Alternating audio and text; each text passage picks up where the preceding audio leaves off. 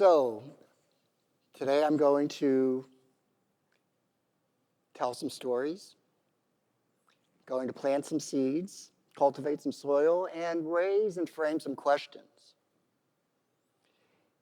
And I wanted to start with this tree, and this tree is an image of a conference that Northwestern and Wolcott put together in 2018.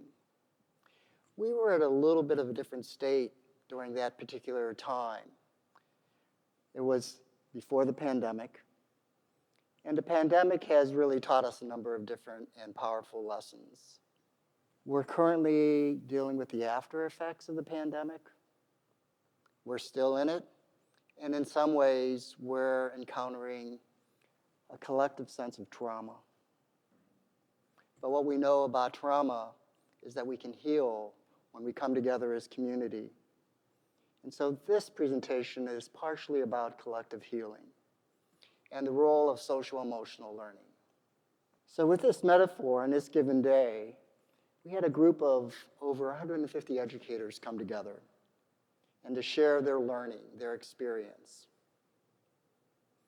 It was a powerful day of thinking together, of playing together, and of learning together.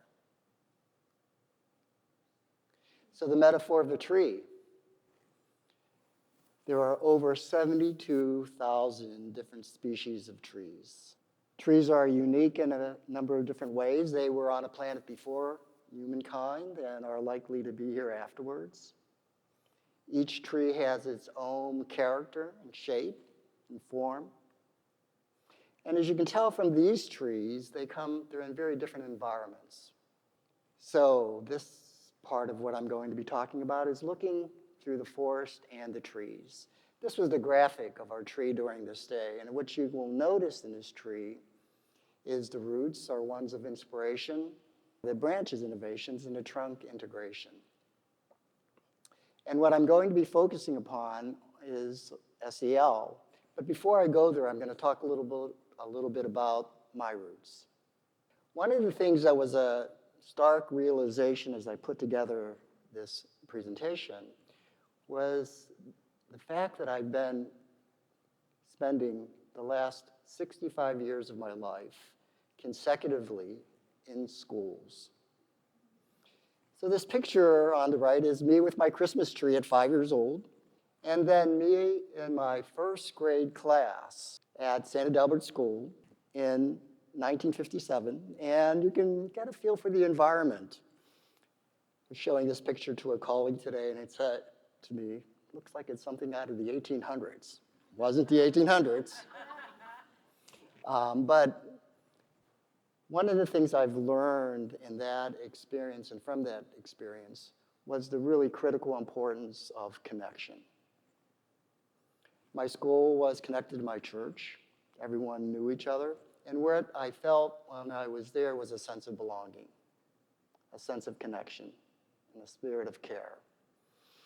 It's timely that it was also around Halloween, so we're all in our costumes. It's amazing when I think that here we have 30-some first graders sitting in rows, and we look like we're pretty well behaved. But it gives a sense of what my roots were in terms of my early school experiences.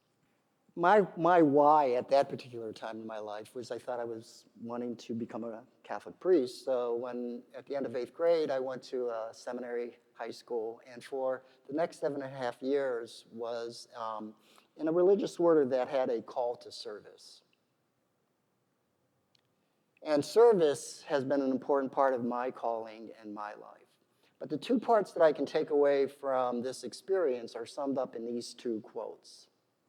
One is from Maya Angelou, and it's a quote that I've learned that people will forget what you said, people will forget what you did, but people will never forget how you made them feel. That sentiment of feeling kind of slices both ways.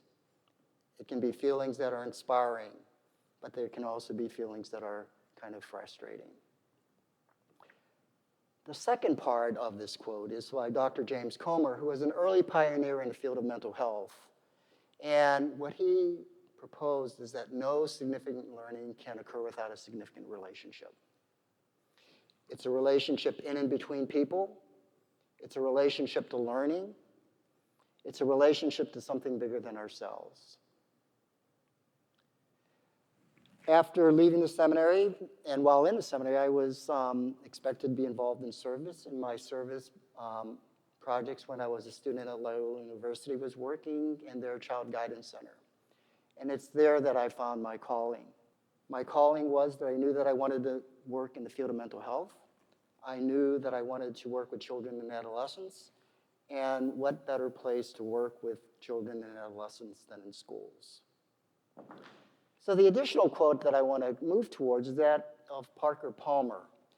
And Parker Palmer's quote is, "Small wonder then that teaching tugs at the heart, opens the heart, even breaks the heart.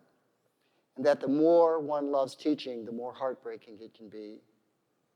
That the courage to teach is the courage to keep one's heart open in those very moments when the heart is asked to hold more than it is able.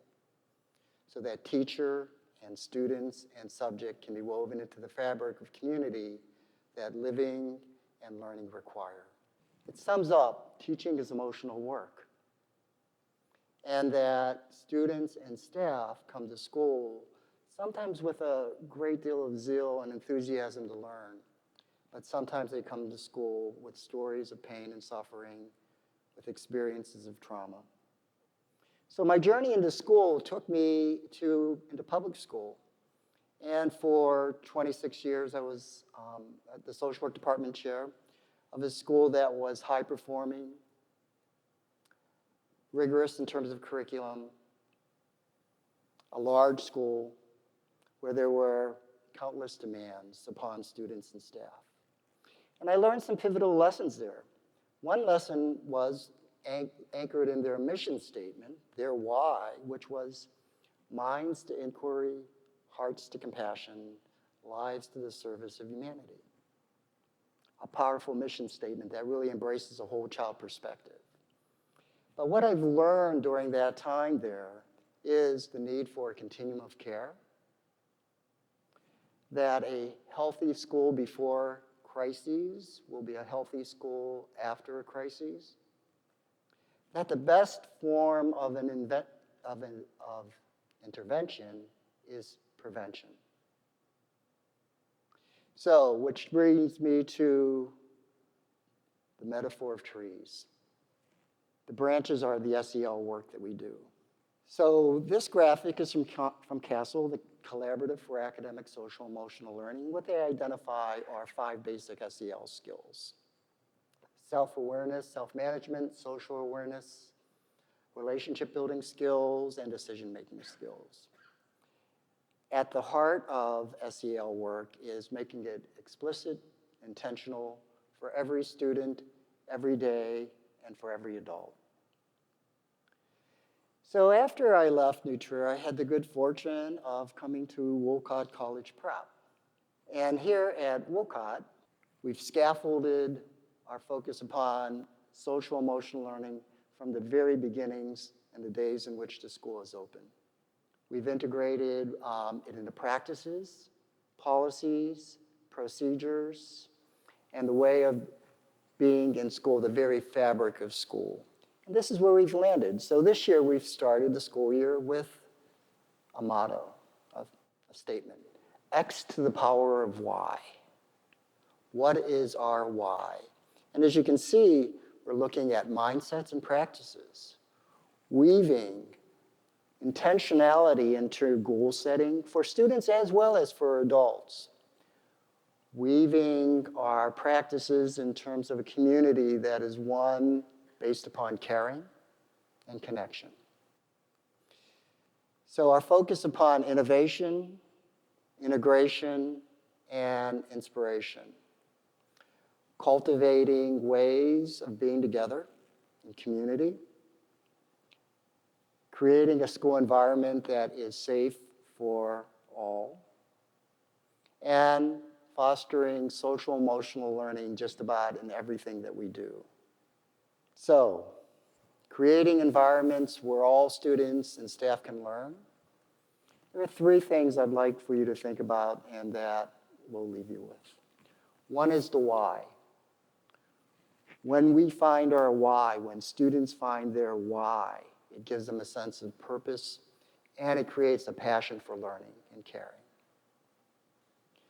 The second is a holistic approach, and in this holistic approach it's a whole child, whole school, whole community approach where the sum is greater than the parts, and where we recognize our sense of interconnection and interdependence, meaning it's a place where we all belong. The third is that of a beloved community. And a beloved community, it's a community that is focused upon justice, of inclusion, of care. And care is one of those conditions that are necessary, but it isn't sufficient. The part that makes it sufficient in the beloved community is a sense of compassion. It's not only the caring, but the doing. And so my question to you is, what can we do to create environments in schools where all students, all staff, and all communities thrive? So thank you for listening.